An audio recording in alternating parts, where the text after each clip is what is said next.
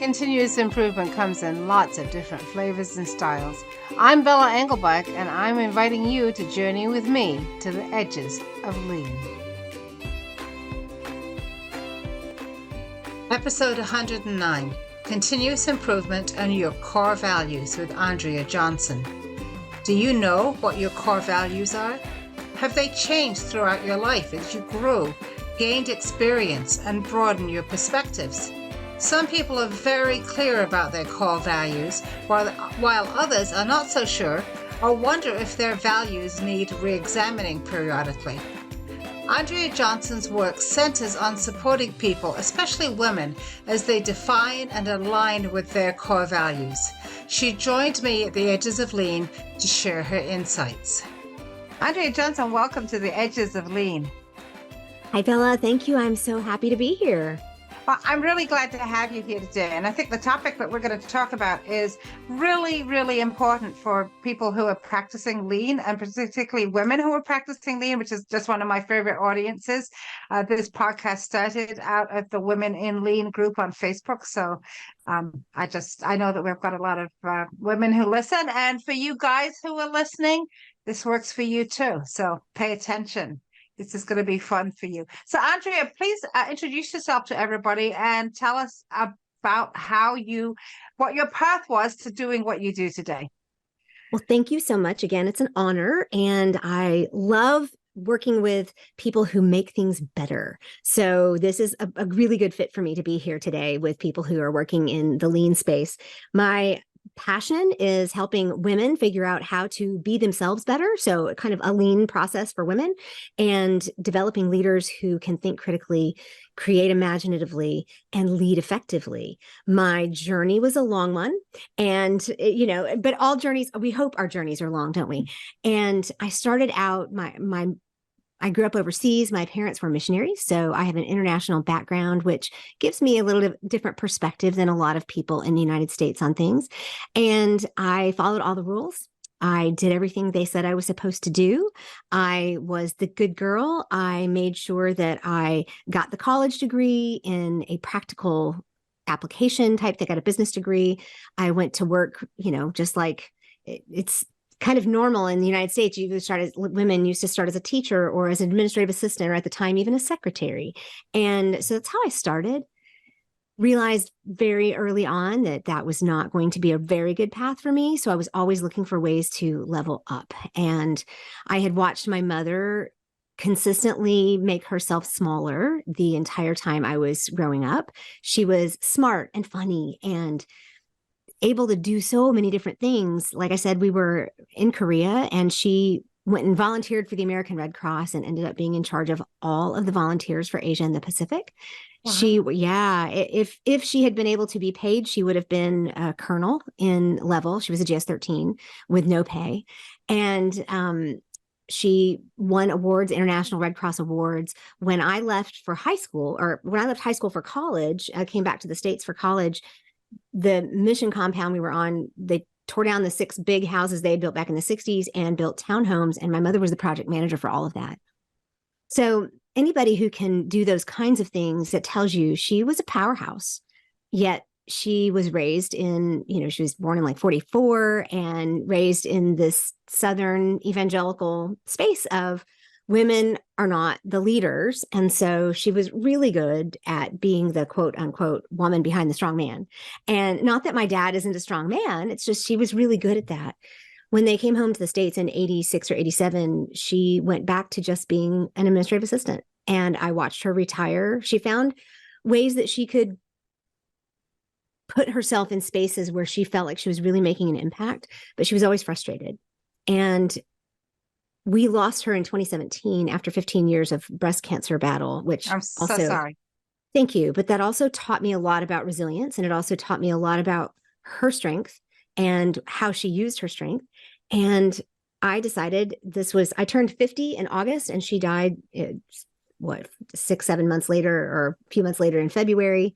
I don't do math. And I realized at that moment, I didn't want to die thinking I had not fulfilled what potential I might have.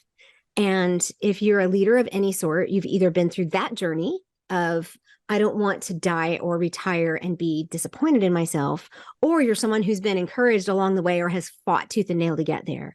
Well, I was the one who said, wait a minute, hang on. And I had worked my way through, my entire career was almost 25 years of working for someone else. I'm now self-employed, but my entire career was in higher education. I met my husband in grad school. I have 2/3 of a master's of divinity. And then I went on to work in schools of medicine and main offices for sponsored research in both Johns Hopkins and the University of Virginia. So I have a great career in higher education and learned a lot about how to do things effectively. But what I wanted to do was I didn't want to manage people anymore, because in those systems, all you can do is go up through management. Mm-hmm. Right. I'm not a numbers person. So you were going to say something? I think that's such an important distinction, Andrea, between managing and leading, right? Yes. And for you to look at that and say, you've been doing this, you've been managing, you had, I think it sounds like you had a really good career, but it wasn't enough. Your desire to lead, to take people somewhere, hadn't been fulfilled.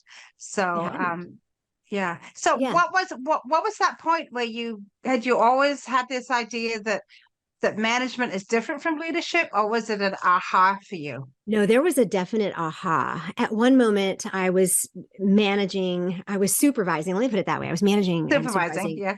Maybe 23 people, including grant administrators, administrative assistants, financial people like fiscal techs, and clinical research personnel and lab techs.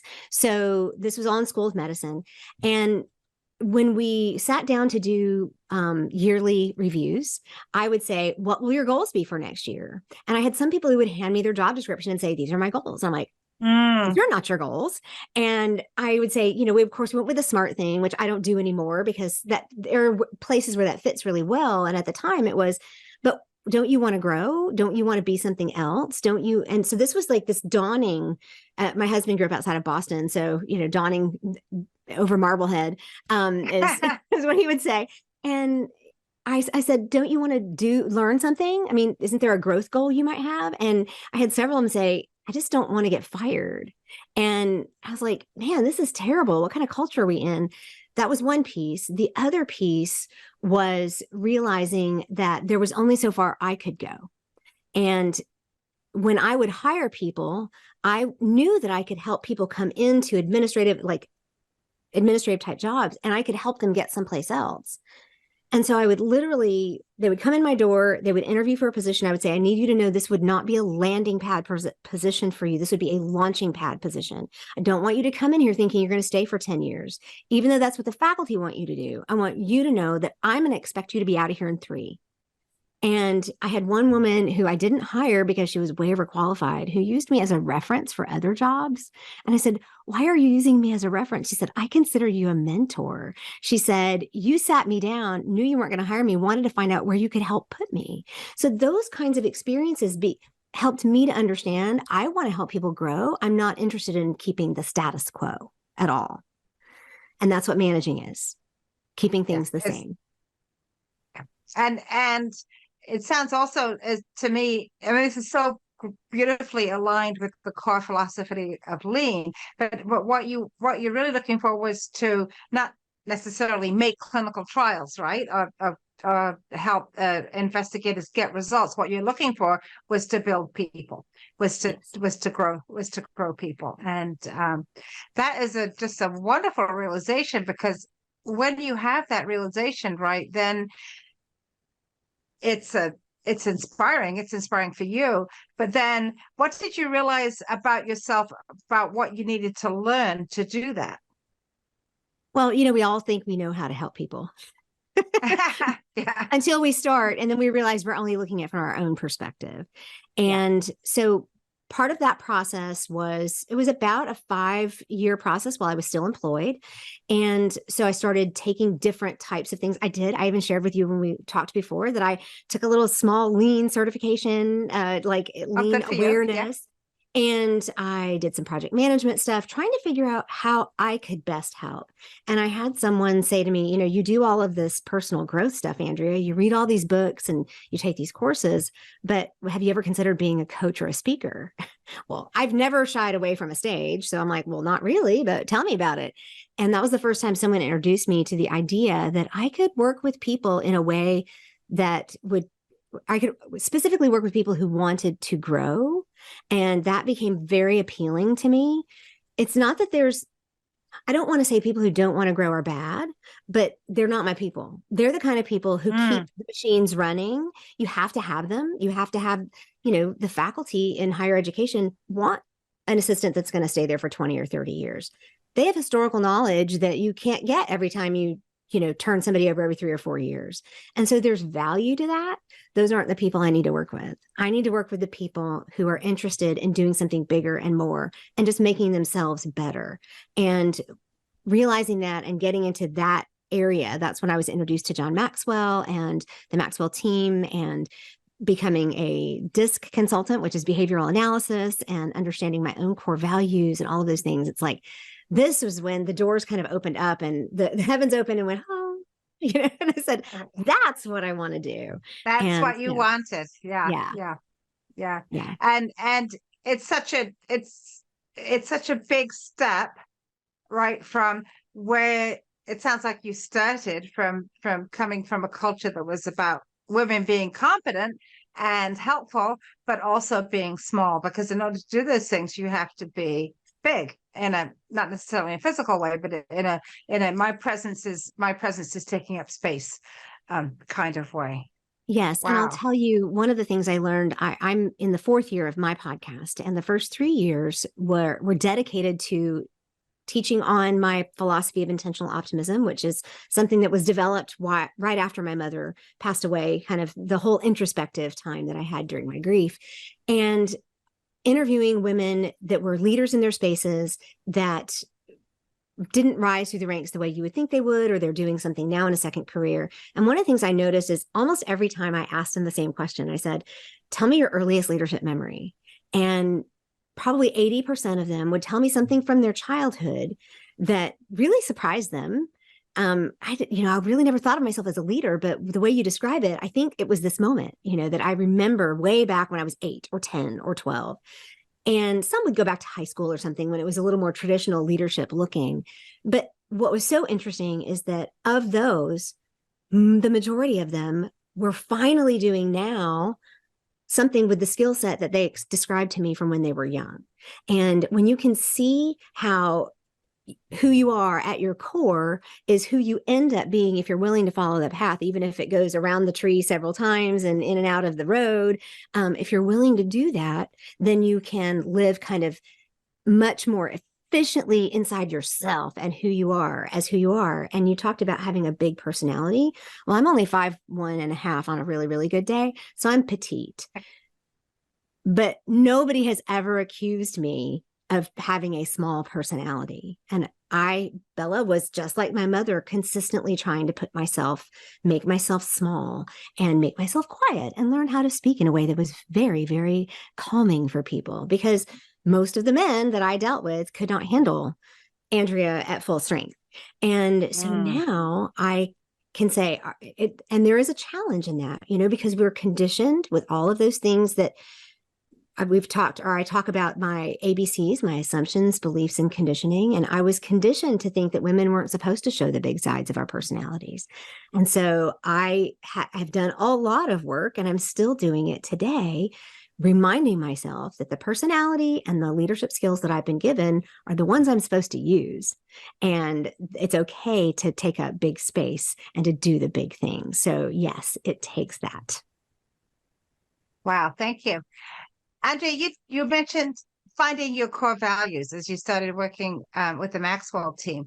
And I'd love for you to tell us about that journey and what core values really mean to you. Okay. I actually started my very first foray into talking about my values was over 30 years ago when I started the Franklin Covey Planner System. Oh my gosh. Yes. Yeah. And I don't have it with me because it's in my purse because I took it to a workshop on Friday, but I have a small the little bitty Franklin Covey, with the 6 holes in it. I had laminated it, but it was my governing values at the time. And the number one governing value that I had at the time was freedom. And at the time it said, I don't work for anybody. This was 30 years ago, which that was, 25 years before my career. And you were actually working for somebody at the time when you wrote exactly. that. And yes. I continued, but I did try some entrepreneurial things. I realized I was not a network marketer. I was not a service. I'm a service provider. I'm a teacher rather than a product person, because I did try a couple of things. But when I had those with me, for 30 years, thinking these are my governing values, and I never really knew how to put them into play, but freedom was always the one that just would just get me. And it's not just about not working for someone. It has everything to do with who I get to be and my thoughts and the way I express myself. So when I went through my curriculum to become a coach and a speaker with John Maxwell, one of the pieces was, you do need to look at your core values. And I'm like, I have my core values. And I went back and found them. And then I started looking at them again and started diving deeper. And the way I work with people and the exercise I give people to work through is common. It's out there. Brene Brown does it. Several other people do it. But in looking at mine and going deeper and just really drilling down on them, in lean, you look at how you get to the lowest common denominator sometimes to make sure you have the smoothest process. Well, that's what I do with my core values. And I go all the way down and discovered that my top 3 core values are things that have shown up in my life since I was able to speak. And they are freedom, which is the freedom of thought or freedom of being myself. My mother tells me that I was always the kid who said, don't tell me what to do, or I can do it myself. Yeah. And of course, we call those strong-willed children, right? But it's because the core value of freedom was in there. My number 2 is authenticity, which I was consistently messing with and burying and allowing to be stomped on through my entire career, because I couldn't be authentically myself as the big personality and the leader that I knew I was.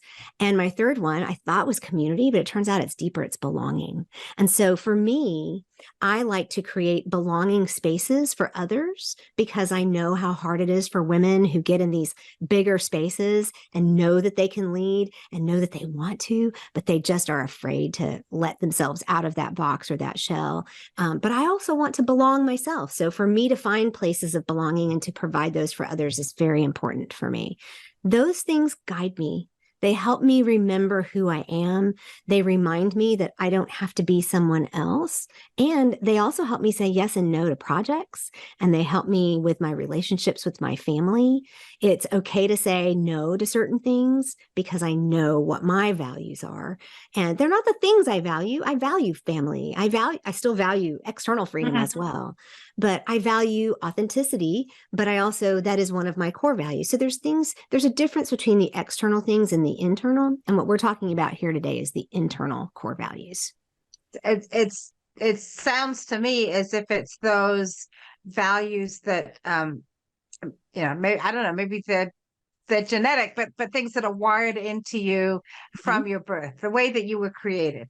Yes. And as opposed to things or ideas that you may have gained over time as you're exposed to different people, different cultures, different ways of believing.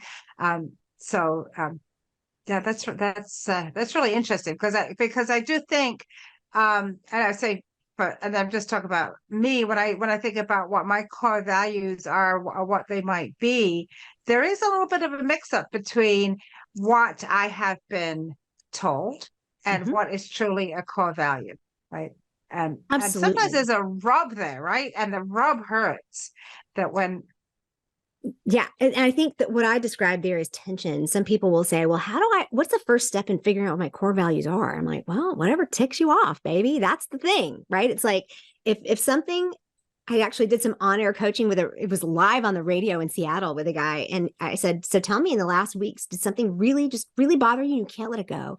And we talked it through. But if there's something that just really upsets you, or if there's what you call the rub or tension, and it's just consistently there, it's like this low grade thing that's always grating on you, that's where you need to pay attention, because it's probably a positive. It's like an opposite of that might Mm-hmm. be a core value. So sometimes if clients are having a hard time figuring that out, I'm like, well, let's just talk about what upsets you, and then we're going to go from there. And, we do that with our kids. If we've raised children, I have an ADHD son, and so our son who has ADHD, and so we had to learn how to do positive opposites for him. So that kind of trained me in figuring out how to do positive opposites with clients to figure them out. But the other piece I wanted to share is that, like I said, I'm a DISC consultant, and when I started really working through core values with people, I was surprised at how they would line up with their DISC types. Oh, And interesting. yeah, well, because DISC also looks at how you're wired, but it's all about how you communicate. And so when you look at how you communicate, your wiring there and the wiring of who you are, it's your guiding principles. I like to say that it's like your guiding principles that help you show up in no matter what the circumstances as you, right? If you know what those guiding principles are. And I had in this workshop last Friday, I had somebody give some feedback. It would be nice to have some examples of personality types and what their core values might be. And I thought, oh, I never thought about putting that in there. Uh-huh. But when I have someone on the DISC scale, it's very people oriented, then their core values tend to be very relational. And when I have somebody on the DISC scale who's very task oriented, their core values tend to be very results oriented. And so there's a relationship between all of that, because we are congruent human beings, right? We're not Right, bots. right. We're all like 360, it all works together. So I love that you pulled out the fact that it's your wiring. That's exactly what it is. So Andrea, you have created a landing page on your website for the listeners to this podcast. Could you tell us about that? I can. I have a free exercise. I think it's 2 pages, and it gives Mm-hmm. you all the steps to work through how to uncover your core values. And I give this to all of my clients. It is the very first step that they take. And if they need more help, I can provide that through a digital course or through some coaching. But it is literally my website, theintentionaloptimist.com/lean. So anybody from your listener group can just put that in their search bar and come up with it. You do have to give me your email address, but I promise I won't spam you for anything. But it will give you the opportunity to start that process if you've never done that before. Wow, that's a great gift. Thank you so much. Sure. Yeah. Yeah. When you started coaching, and this is something I've talked about with other guests. When you started coaching, there's this point of coaching, which is I mean, coaching is always focused on the client, right? It's about what the client wants and what the client needs, what their goals are, where they want to go.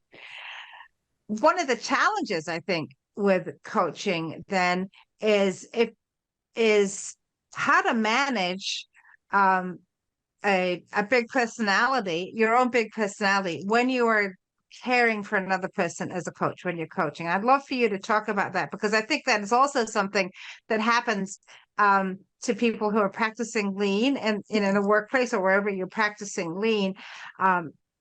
There's so much coaching in lean, and we go in there with our whole selves. We want to be there with our whole authentic selves, but we also need to be able to be in that coach space. And I'd love to hear how you handle that. Thank you. That's an interesting question. And I love how you've tied it into lean, because my brain just started going, tick, tick, tick, tick. There's so many good things. Uh-huh. There's 2 things I want to start with. There's different definitions of coaching, and there are different types of coaching. And if you're doing a purely holding the space style, almost counseling style coaching, where you're just listening and asking questions, that is very different than say a coaching that is helping a client work through a specific problem with a specific framework, which I think lean can sometimes be, and the way I do leadership coaching can sometimes be.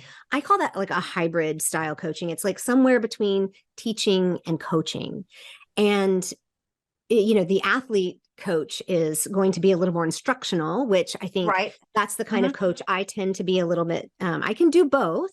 And I think there's a space for both of them. But what I tend to do, did I hear you correctly that that's a little bit more the style, more of a half instructional that people in lean do?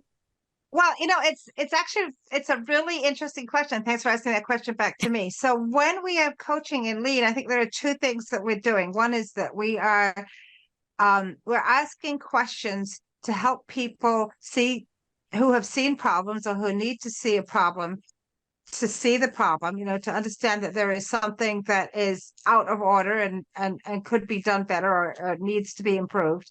And we're also coaching people through a problem solving approach. How did what do you think are the root causes of this? Where might you find it, what kind of solution would you like to try next? So questions that open up their ability to solve the problem without telling them how to solve the problem. One of the big problems that people have when they start to lead as a lean leader is if they know how to do something, it's going to the workplace and telling people who are actually doing the work how to solve the problem, because nobody's learning anything right at that point. Yes. And nobody's thinking. Their thinking stopped already.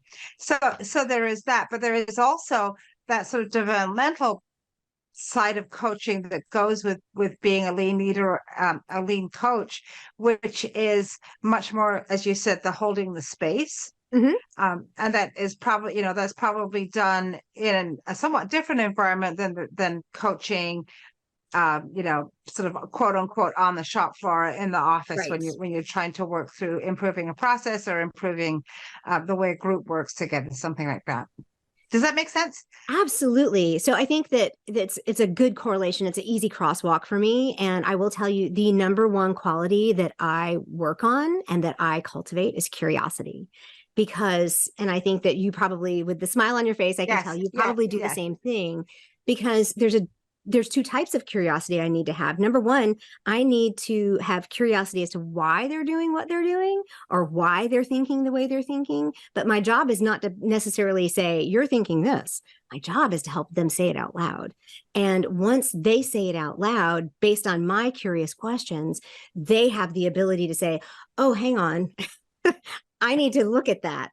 And so I think that's one way that I can do it. But the other one is just to get curious about the motivation of somebody in what they're doing, and especially and like I said too, about getting down to their assumptions and their beliefs and their conditioning, to help them look deeper and deeper and deeper for that. But I think the best thing is to be curious, and not in a way to where I can answer your question.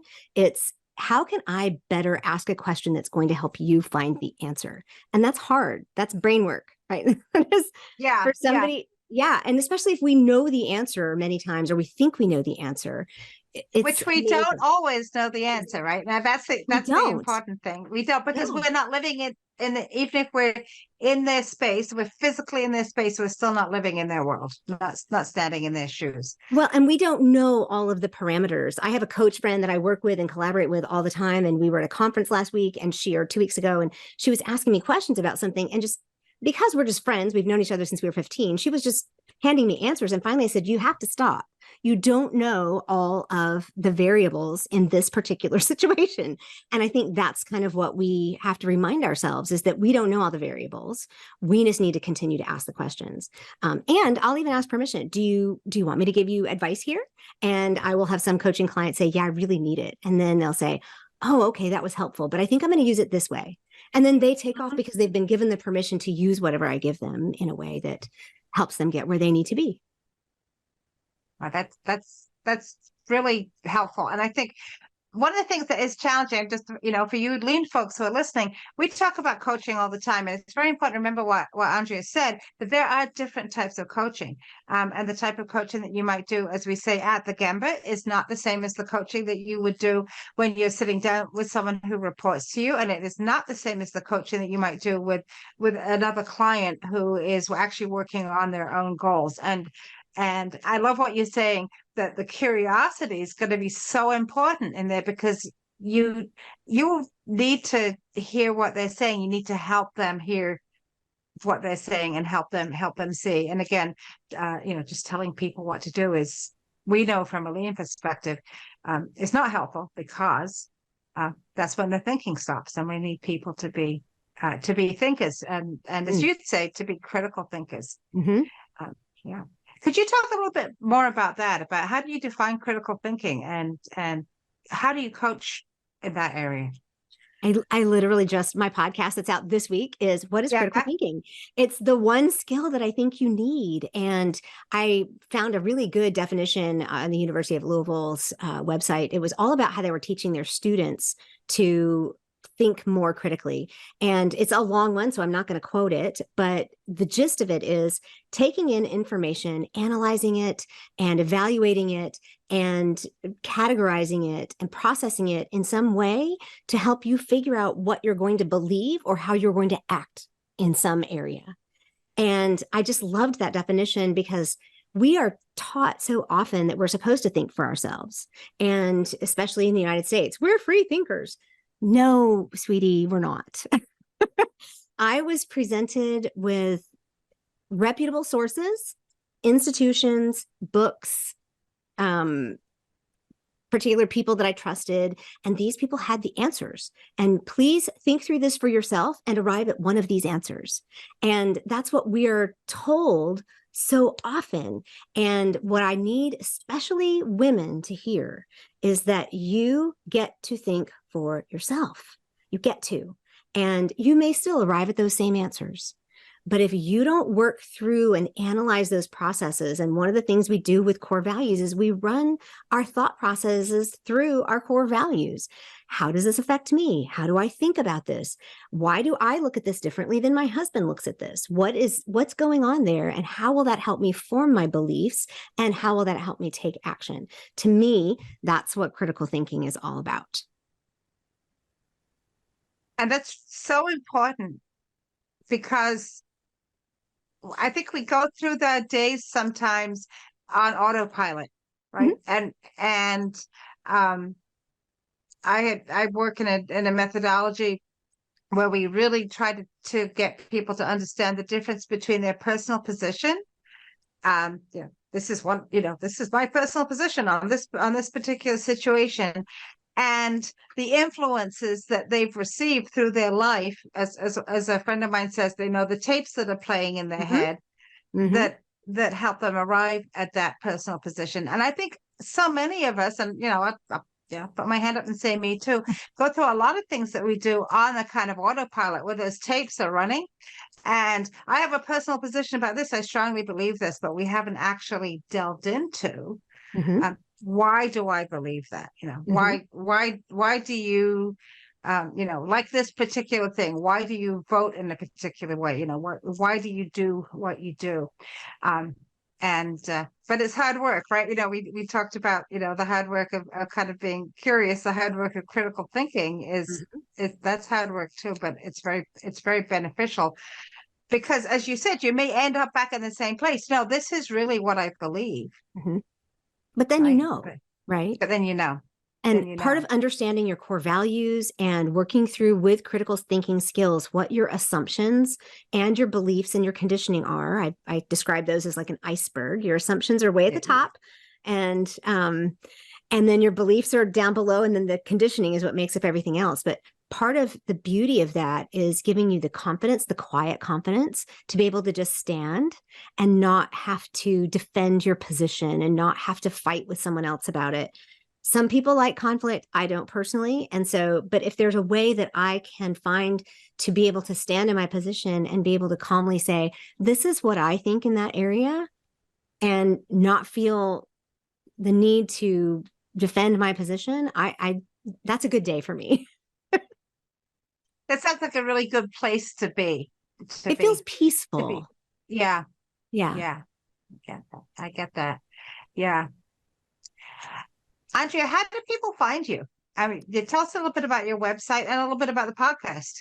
Okay. I'll start with the website. It's theintentionaloptimist.com. The name came from that process that I went through after my mother died. And I kind of said, what do I stand for? I knew I knew my mother was this powerful force in her life, and people were affected. We had at her memorial service. I think we had 300 people. And Mm. so I knew that I wanted to make an impact, and I wanted to figure out how I wanted to explain that. And that's how I came up with intentional optimism, because I just dumped it all on paper and then started categorizing things and what do I want to stand for. And so when I said, well, I'm going to do a business, I said, I'm just going to call myself the intentional optimist. And you wouldn't believe how many people that will get a conversation started with. And it has been lovely. So that is my website. You can find me on Instagram and LinkedIn and Facebook and YouTube, all under the Intentional Optimist. My website will give you a little bit of about, it'll give you some of my services. Again, I do team services, either virtual or in person, for communication and collaboration and figuring out how to change the culture in your team. I do one-on-one coaching, and I do lots of workshops and speaking.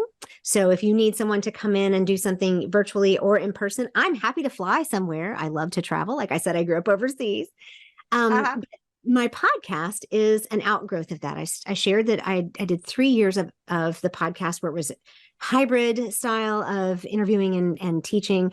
And it was called Intentional Optimists, Unconventional Leaders. But you won't find it anywhere now because it's called Stand Tall and Own It. I decided to rebrand and take all of the information and all of the things I had learned and the wisdom I had garnered for the last 3 years and all those lovely stories from all those women, and they're all there, but it's called Stand Tall and Own It, because I wanted to say, you know what, it's time for me to say who I am, what I believe, and to stand tall and own that as well. So it's very easy to find on any of the platforms. And I invite you to join me and give me some feedback and let me know how I can better help you with some of the information that I share. Wow, so I love this idea of what you say, you're 5'1" and you're standing tall. Well, the other You're analogy I owning it. use, Bella, is a tree. I'm, like I said, a missionary kid and a pastor's wife. And in Psalm 1, it talks about a tree planted by water, and it stands tall and it bears its fruit when it's supposed to because it's watered well. You know, I mean, so much of understanding who we are gives us a really strong taproot, to have a really deep taproot for our tree, which allows us to grow tall. And then as we spread out, as we're watered and we care for ourselves, then we build a better canopy, because you've seen these lovely pictures of what's below the surface of a tree is also above the surface of a tree. Right. It's the And same size, right? it's the same size, roots are right? the same size as the canopy. Yes. And so it's that important to do that work for us, and to be able to say, I'm going to stand tall and be this sentinel, even though I'm a little girl, because it's important for other women to hear these things. And if it was important for me to hear it, then it's important for at least one other person to hear it. Yeah. Yeah. I love that. I love what you said. The idea that, be planted by water, grow that taproot. You are worth doing the work, getting the nourishment that, so that you can do that standing tall. Because I think that we're asked, even in modern society, we're asked a lot to provide that canopy without much support for growing roots. And, you and I talked as well about that intersection between where women want to be leaders, but we're conditioned in our society to be helpers. It's like, that's exactly what we talked about. We're asked to provide the canopy without providing the roots. So the more we develop ourselves as leaders, the more capable we are of providing what everybody else around us needs. Whether you're a helper or not, whether you're a mom or not, whether you're a leader or not, or you think you're a leader, you're leading yourself every single day. So don't sell yourself short on leadership. Well, thank you, Andrea. I have one more question for you, and that is, what is your one piece of advice for a young person starting out? No matter what age you are, I think this is very, very important. And it's something I had to learn the hard way. And that is, please trust yourself, because you know what your core values are, even though you haven't named them. You know what's important to you. Most of us pretty much know what's right or wrong. Even in the coaching situation, we know how to ask those questions. So just trust yourself, that, because if I had been able to go back to 15-year-old Andrea and say, hey, I know it looks weird and I know it's going to sound strange, but you've just got to trust yourself, then I think I could have maybe made some of these changes earlier. But here I am, ready to reach back to the next person and say, trust yourself. It's okay. You got this. You were created well and for a purpose. Let's help you do that. I love that advice. Thank you. Thank you, Andrea Johnson, for joining me at the Edges of Lean. Thank you. This is Bella Engelbach, and I'd like to thank Andrea Johnson for being my guest at the Edges of Lean. What did you learn from this conversation? What ideas did it spark? We would love to hear from you. You can find Andrea at theintentionaloptimist.com/values or on LinkedIn, and check out her podcast, Stand Tall and Own It. Find me on LinkedIn or at leanforhumans.com, or comment wherever you watch or listen.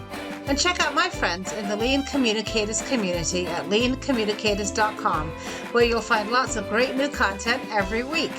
The Edges of Lean is written and produced by Bella Engelbach with support from Podcasting. This is a Lean for Humans production.